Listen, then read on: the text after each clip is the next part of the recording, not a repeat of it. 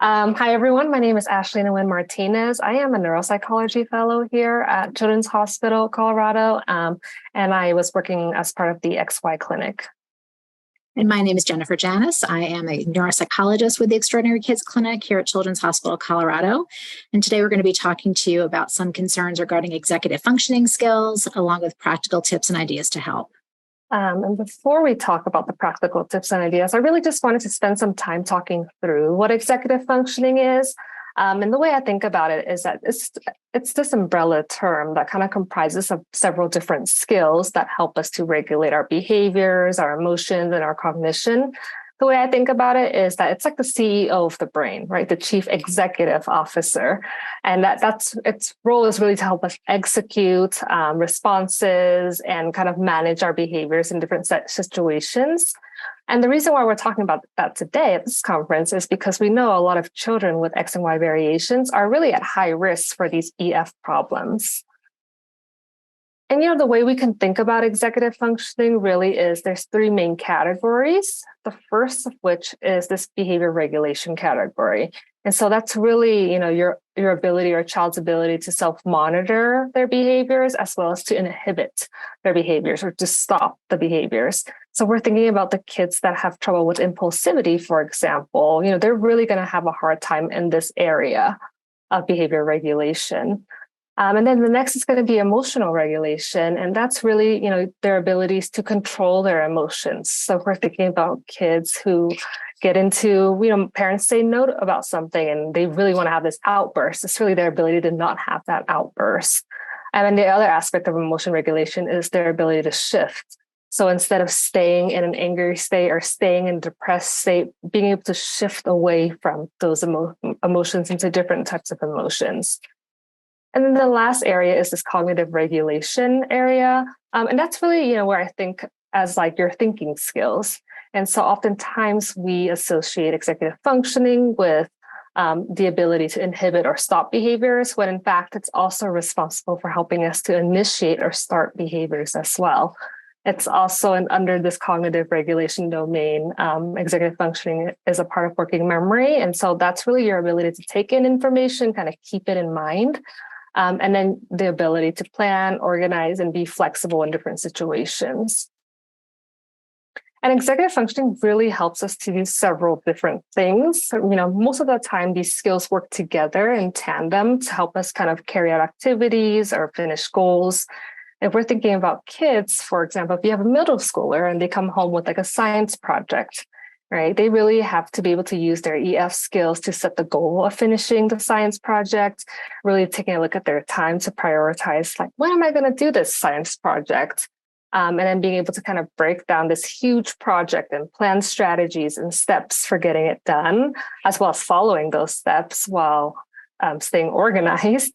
And then also all the while really managing and controlling their behaviors and emotions, right? So my friend's like, I really want to hang out and play, being able to say, no, I have to finish my project instead, or being able to kind of manage the stress that comes with large projects. And we know, executive functioning difficulties are often associated with these academic difficulties, right? So these are the kids who have a trouble meeting deadlines for homework assignments or taking too long or not being able to prioritize their homework assignments.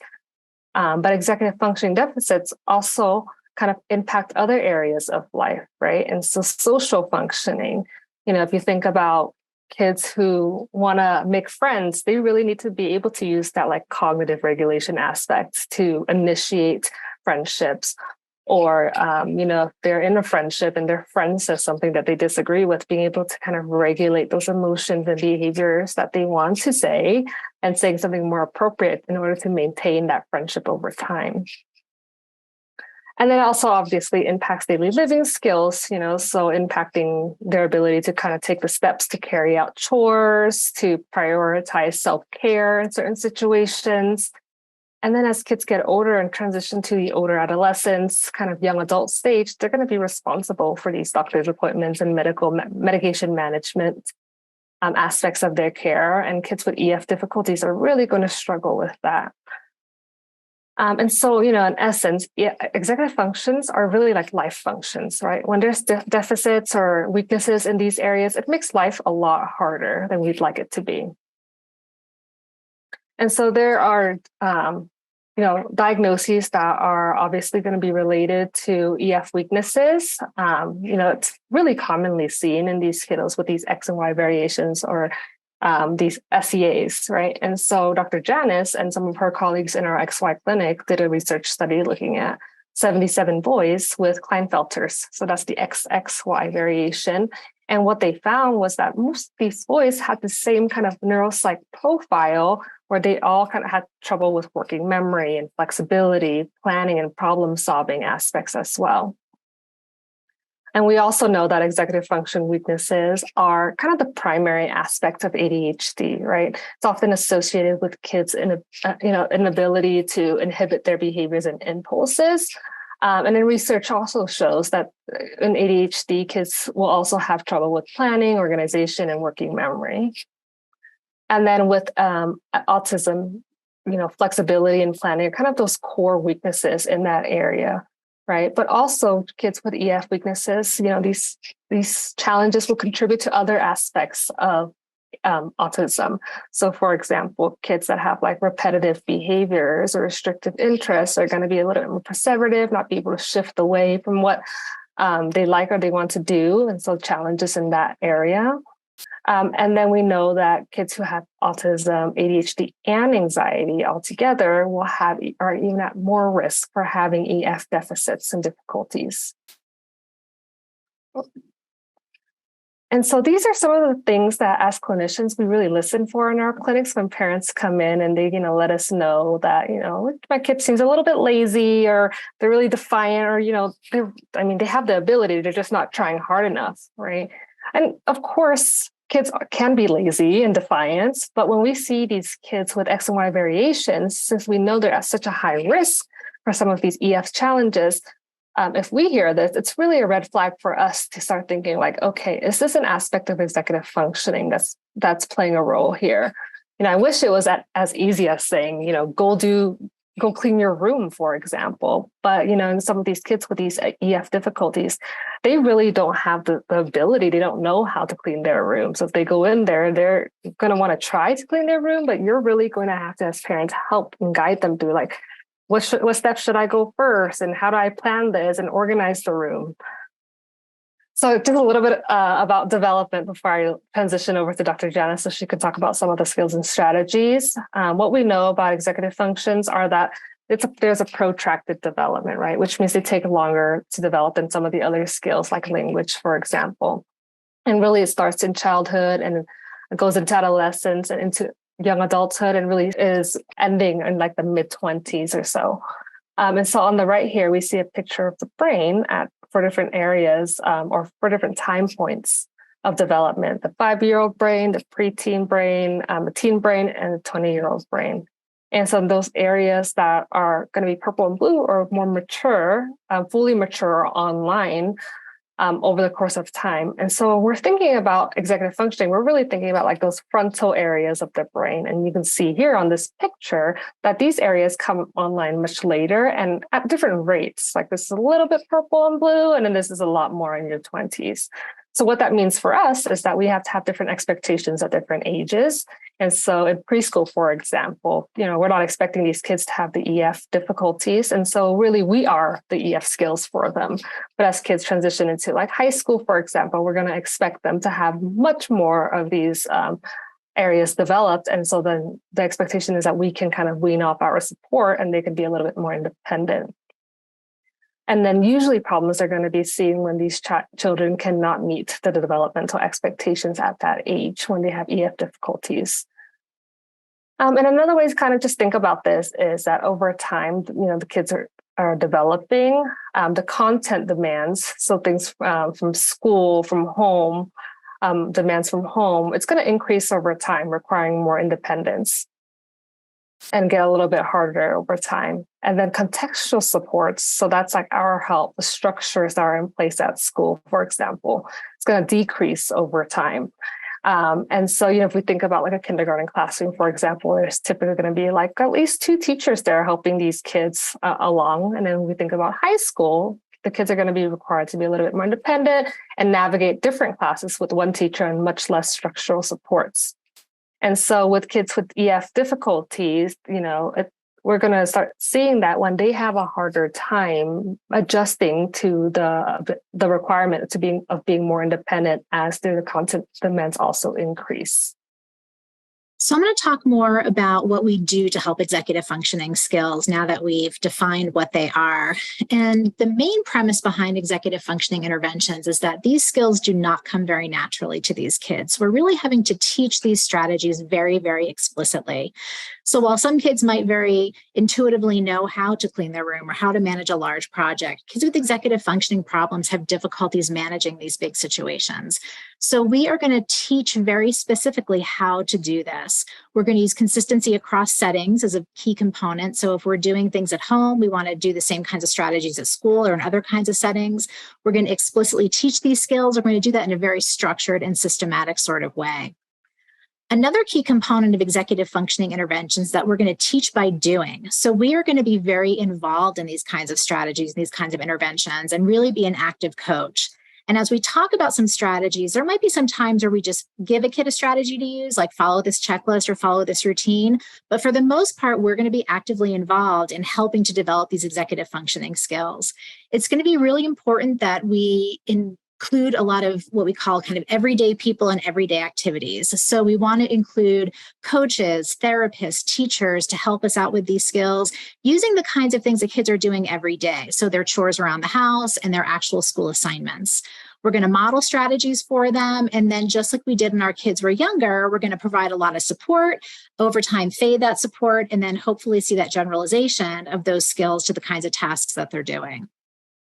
The third big component in executive functioning interventions is the use of visual supports and routines. And this is especially helpful for kids with SCA because we know that their language skills are usually an area of weakness for them as well. So having those visual supports to help provide the structure needed to get tasks done can be very helpful. So this will include things like checklists, visual cues, using whiteboards that you can write instructions or information on can be helpful. And then the last component is also one of the most important, is trying to make this fun. So we know that these are really hard things for kids to do because these are areas of weakness for them. And it can be labor intensive for everybody to work on these skills, for the kids, for the parents. And so we want to try to make this as fun as possible. We're going to use humor, we're going to use rewards, and we're also going to collaborate with the child and help them to figure out how can we help them. So sit down and say, hey, I notice you're having difficulty in X situation. What can we do together to think through to make this go easier for everybody involved? And these aren't kind of a step-by-step sort of approach. This is something that you're doing simultaneously, and you're doing these kinds of steps over and over again with different kinds of tasks or different kinds of situations that you might see your child struggling with. So when we think about EF interventions, we really think about starting with a task analysis and thinking through what are the executive functioning demands of this specific task. And a task in this situation could really be anything. It could be an academic task, a social task, a daily living kinds of tasks. So we want to look at that and think through what are the demands that might be hard for the child to meet. And so we want to think through things like, is there multitasking involved? Is it some big task that has smaller chunks that we can break it down into? Does it require rapid decision-making or flexibility, things that we know might be hard for these kids? And sometimes it takes us sort of stepping back a moment and really thinking through what does this task involve to try to figure out where the breakdown might be. And actually, this example I got from an XY family at one point. So you might be in the audience right now, but there was we were talking about their son who had a hard time going and taking a shower, and no one could really figure out, like, he was so resistant to it. What was the problem?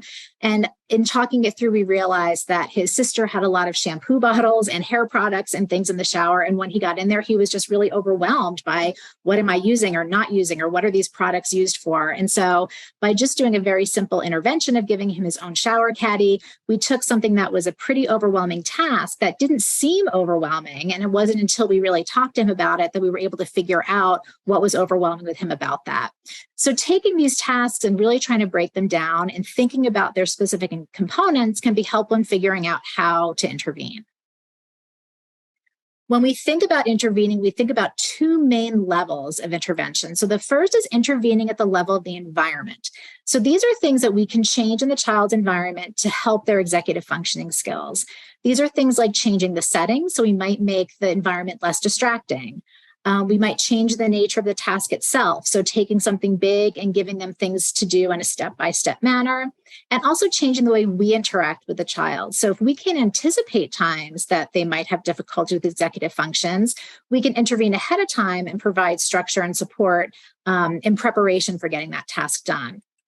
The second level is at the level of the child. So these are things we are actually going to teach. We're going to teach executive functioning strategies.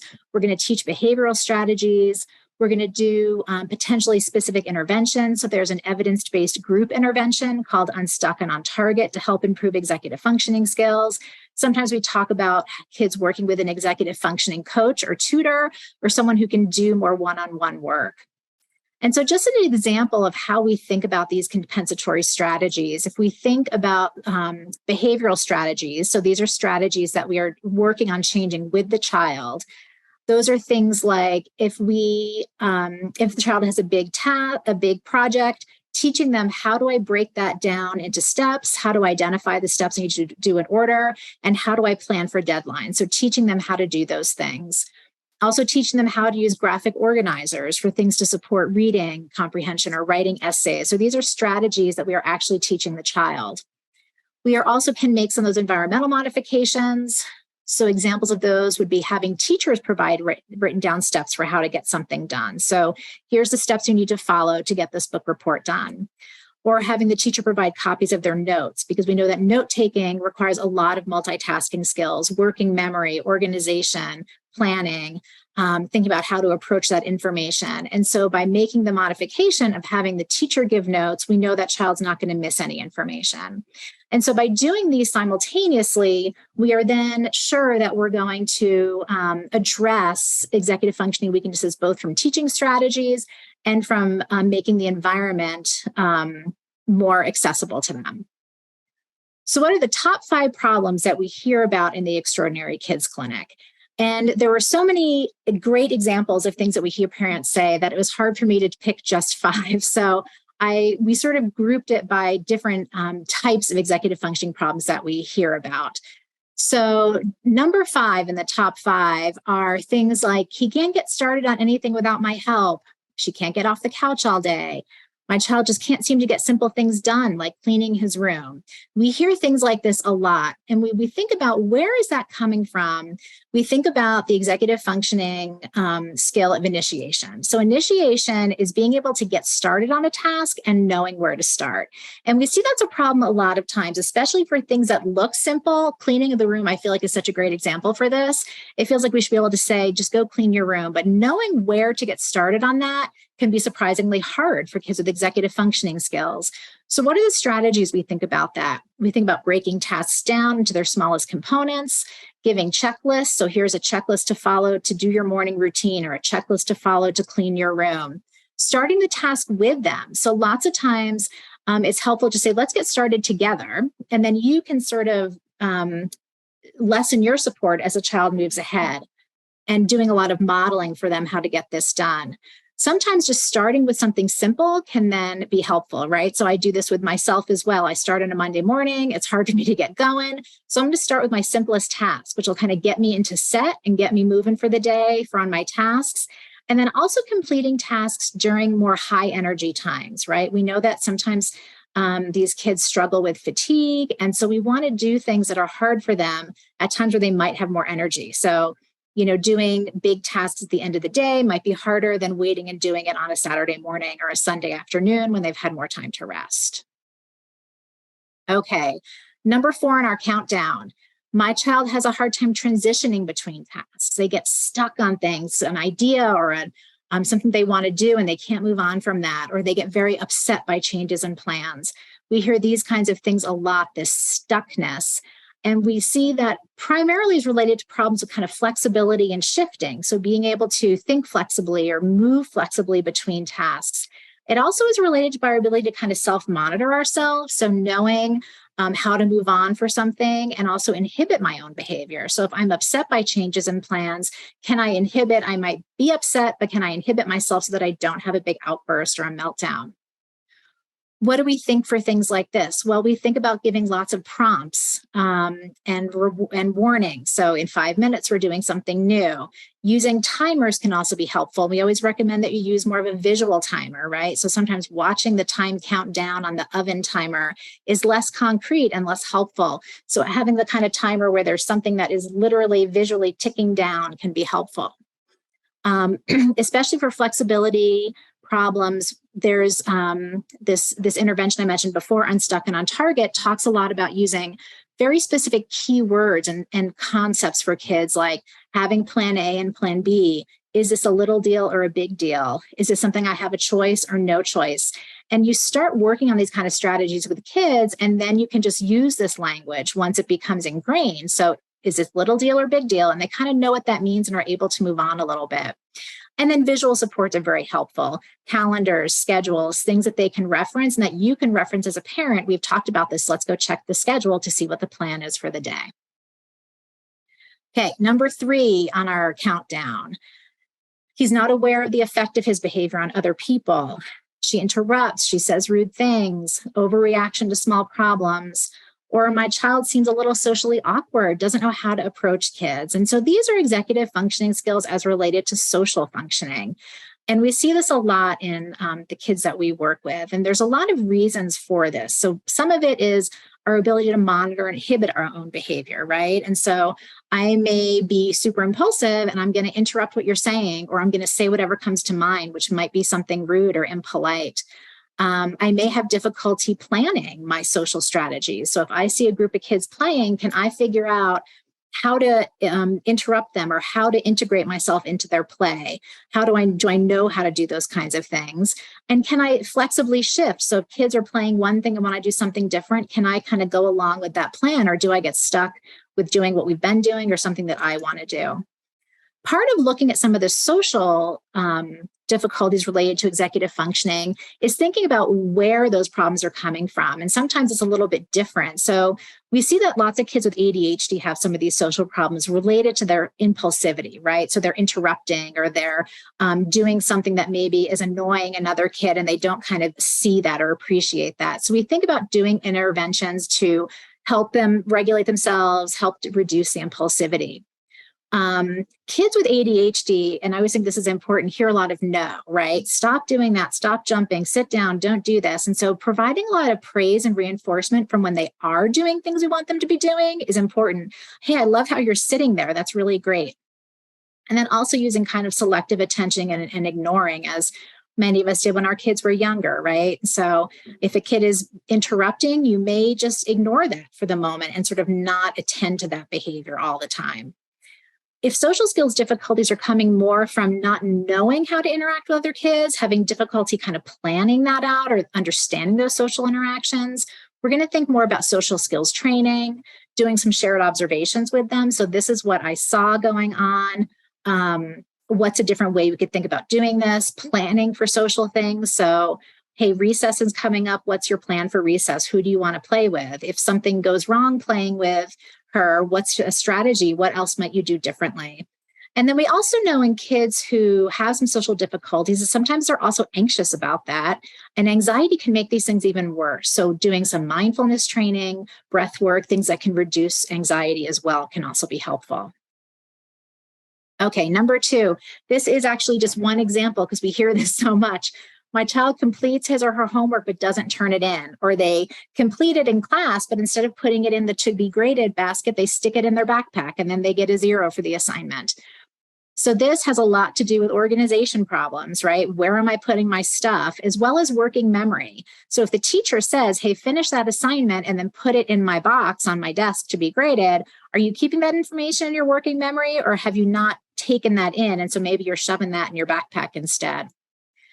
So here we think about ways to help with organization. So giving kids planners to use, reminders and checklists, different kinds of organizational systems, and then also reward systems. And again, that reward piece kind of goes across these, but it's really important to also reward effort and not just the end point that we're looking for, right? So we know that these things are hard for kids. And if we set up a reward system, for example, saying, we'll go for ice cream if you turn your homework in every single day this week. Well, for a kid who's never done that successfully, that might not be a feasible goal to start with. And we're kind of setting them up by sort of saying, you already haven't met this goal.